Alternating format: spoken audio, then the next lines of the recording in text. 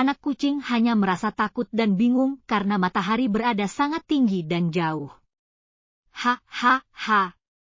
Anak kucing, ada apa kamu datang jauh-jauh ke sini? Tanya matahari dengan tawa yang bergemuruh. Panas terasa di seluruh penjuru. Meskipun anak kucing tidak apa-apa, sebagai kucing kecil, dia merasa ketakutan. Dia tidak menyangka bahwa suara matahari begitu keras dengan getaran yang membuat alam semesta gemetar.